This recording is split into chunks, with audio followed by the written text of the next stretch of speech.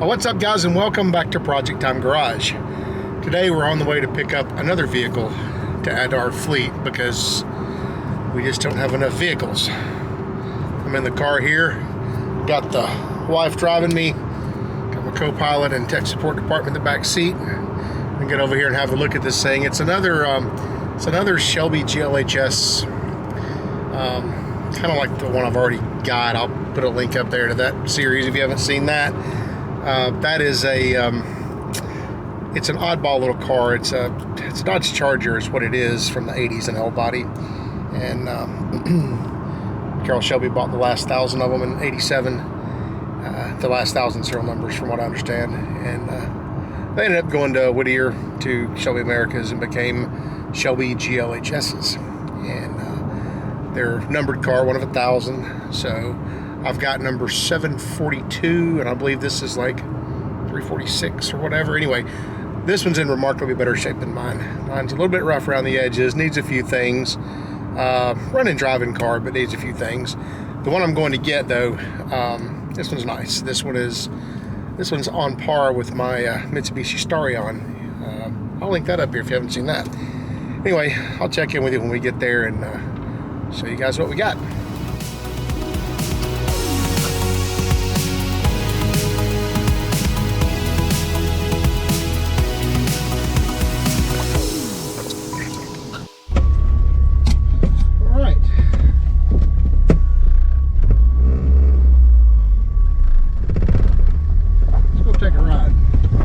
Clutch releases all the way at the top, far up as you can go.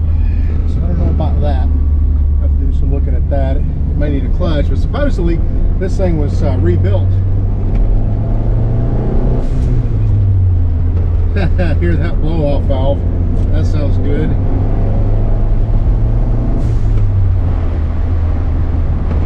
Yeah, that sounds great.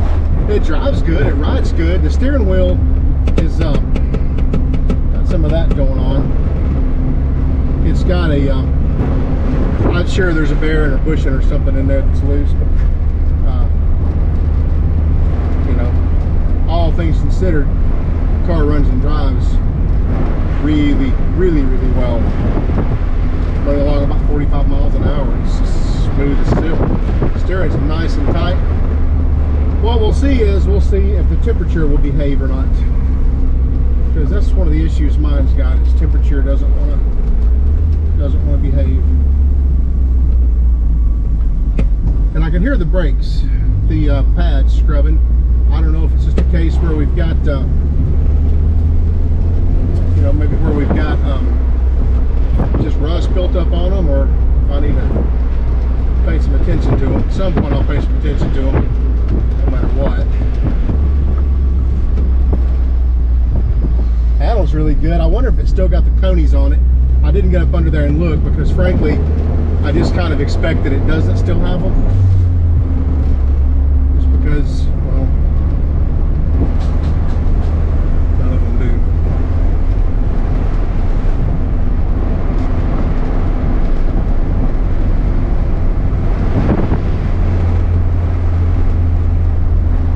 Getting a little closer to the house, we'll get a little bit more sporty with it a little bit, but I'm going to be really careful with the throttle on it, because when I test drove it, I saw that needle up there almost 20 pounds, and that's you know, I don't know what's been done to it. I know the engine had a full rebuild, and it's a little hotter than stock, but you know, I don't know if it's a deal where they've studded it or what they've done.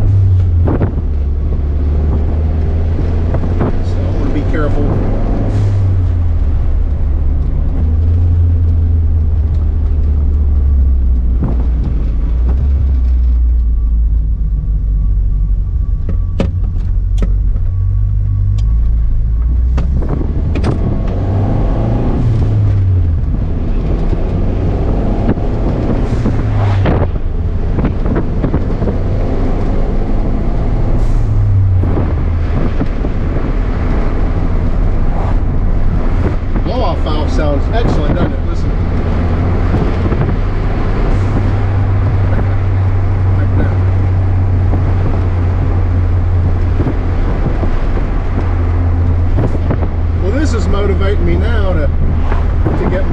GLHS. I keep wanting to say my GLHS, but get my other GLHS out and fix the overheating problem it's got so I can cruise it. But awfully fun little cars to ride in. There we go.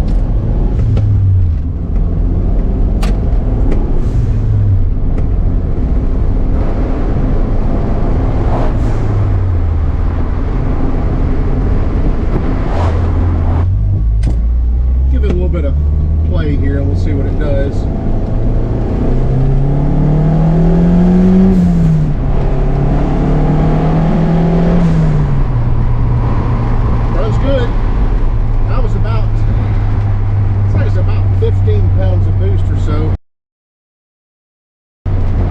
I'm not a big fan of 15 pounds of boost until I know what my air-fuel ratio is. So let's get this thing home and I'll let you guys have a look at it.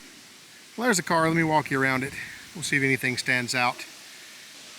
So it's got a good set of tires on it. Obviously the paint and body work appears to have been done pretty well and somewhat recently, I guess. Stickers and decals are all on it and look like they're in the right spots. I do have two other decal sets for these cars that I've bought and just put away just in case, you know, I'm going to paint my other one of these days and then have an extra set in case I need them. Don't have any obvious issues with drip rail. I know most of the ones I've seen have drip rail damage. Either it was fixed pretty well or it maybe didn't have it. I don't know. Rear bumper cover looks really good. It's got a good set of tail lights in it. They're clean. Third brake light seems clean. Got a good back window in it. Defroster is there and appears to work. Got one bubble in the tent back there. Coming on this side again, that appears to be the right fuel cap. And stickers and everything, body work seem to be all good on this side as well. There's the drip rail on that side. Looks to be in good shape. At least I don't see any signs of repair. I will say that here on the wiper cowl, we've got some bubbling up here, and pretty much the same thing on the other side of the car. And there was one spot here around one of the wiper arms that I saw the same thing. The doors, they close with a nice thunk and no rattle. The handles don't seem to have any problem. You know, a lot of them are about half sprung. You have to pick them all the way up to open them. That's usually just before they break. But this one seems to be okay. The driver's door is a little bit, you know, a little bit looser than this, probably just from all the use. But I've got 2 or 3 sets of those that are good if I ever need them. The sunroof track is in really good shape. Looks like they've replaced that gasket there. It's clean in there. It's not all rusty and gross like most of them that I've seen. So obviously some work's been done there. On the interior, it's got a good set of door cards. These things here are always yellow and discolored, and I've never seen another set that were any better than this. I've got 3 sets and all of them look like that or worse. It actually does have a set of speaker grills on both doors that are in good shape, so not broken. That's great. It does have the shift pattern indicator that should be correct for this car, and the shift knob that again should be correct for the car. Dash plaque is present and accounted for. It's got the correct steering wheel. And the speedometer overlay. This radio, I don't know about that radio. I don't think these came with that particular Chrysler Infiniti radio. Maybe one of you guys out there that are really good with these cars can include me in on that. Carpet appears to be new. It doesn't fit spectacularly, but it's there and clean. It's passable. The seats are also there and clean. Of course, the piping is starting to discolor. Again, that seems to be normal for them. The stitching in the seats, the Carroll Shelby logo, seems to be like every one I've ever seen. The thread is mostly still there, but it's all it's pretty much all bleached out and gone. I've not seen a better set of those either. Headliner's in good shape. It's there and appears to be clean and right.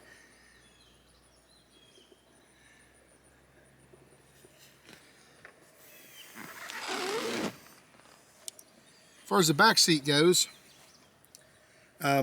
stitching has fared way better here, although it has discolored over the years. But this rear quarter trim is, of course, it's yellow like everything else that I've ever seen is. I've got a couple of sets of those, and they're all like that or way worse. I got one set that's so chalky I'm afraid to touch it. Under the hood, it's really clean under here. Everything appears to be very much where it belongs. The things that I know of that are specific to the car appear to be there and good. Obviously the valve cover being the most prominent of those. And it does not appear to have ever been broken and fixed, unlike the other valve cover I got. The Mobile One placard is there. It's in like it's supposed to be. The emission sticker, present and accounted for.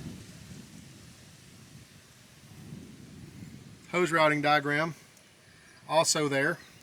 Here's something I've never seen before. I've never actually seen or witnessed in person a underhood insulation that is still intact. Everything that I've ever seen has had that ripped off and gone. So, very interesting. Don't know about this plate here. Don't know if that's something that someone did or what. It kind of looks like maybe it is, but I bet somebody can shed some light on that. This flap or closeout flap or whatever you call that thing, never seen one of those on a car either. Usually they're long since gone before I get them. Looks like everything under here has been pulled out and worked on and cleaned up and put back. Don't know where that upper radiator hose came from. I don't know if it's original for, if it is the correct part number for this car or not. There's a part number right there. Maybe somebody can shed some light on that before I have a chance to look it up. The other stuff that kind of stands out to me, hose routing, obviously the fuel hoses, that's a source of burning them down for sure. It's one of the first things I checked. They're still nice and soft and appear to have been serviced. Vacuum hoses appear to be good and there. Even that weird junction there that's been torn up on the last couple of them I've messed with. As far as I know, you really can't find those, but it's there. Everything appears to be pretty well in good shape and clean. If anybody notices anything under here, let me know down in the comments down below this video if there's anything I'm missing. Air conditioning does work. I turned it on the way home, and believe it or not, it started getting cold pretty much straight away. Might as well have a look at the underside while we're at it. The back side, I don't see any major rust or anything. I'm not sure if that's an original muffler or not. It may actually be, I don't know. Don't see any rust in the spare tire well.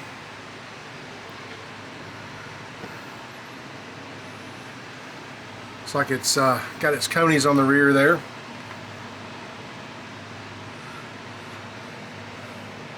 Dirt dauber nest. Coney over there. Another dirt dauber nest.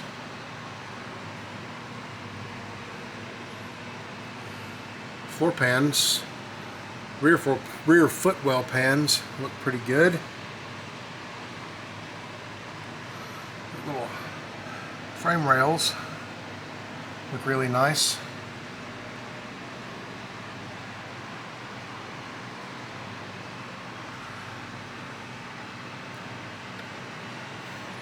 Same with that one. There's no rust at all in this car. It's clean, clean, clean.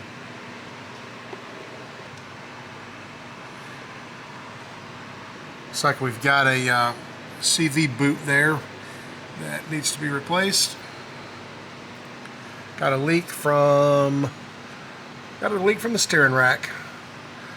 Surprise, surprise.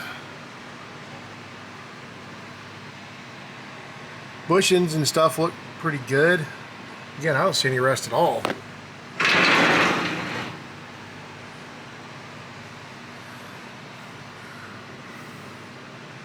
Looks like the steering or the shifter joints have been done.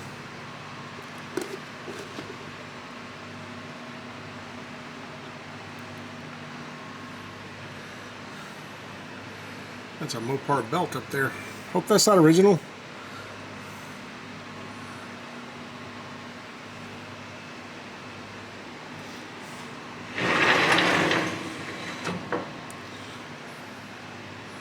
There's that bottom radiator hose.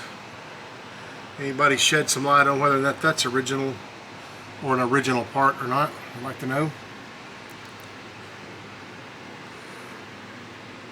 Turbo oil lines look to be the orange, maybe original or something. I don't know. There's some Permatex. Somebody's been there, obviously. So maybe this CV boot has been replaced, possibly. Yeah, overall it's clean. It's so clean under here. Wow. That is a leak from, I don't know what that leaks from right there. Looks like oil, but I don't know. But yeah, I don't see any rust at all on the whole car. It is clean. It is really, really clean under here. I laid under it on the ground and tried to look at it the best I could when I was originally looking, or when I went to buy it. I couldn't find anything reaching under it, and this kind of confirms my thoughts. It's in pretty good shape. I was also digging through the glove box there and found this. I'm sure some of you guys in the Shelby Auto Club know who Raymond W. Christ was. I did some Googling real quick and ended up finding an obituary, so I hate to hear that. But yeah, if anybody knows anything more about the car, the little ID holder that I found that information in shows a State Farm agent out of Augusta, Georgia. So that the guy that I bought it from said that he thought it came out of Georgia, but this this suggests that at some point it was in either Baltimore, Maryland, or Harleysville, PA. So I don't know where it was originally bought from. I'm going to pull a Carfax on it and I'll get everything, but this is just my preliminary, day one stuff. But anyway, just thought I'd give you guys a little look at that. So that's the car. I know a lot of you guys out there are way more into these and have spent a lot of time researching and all that stuff.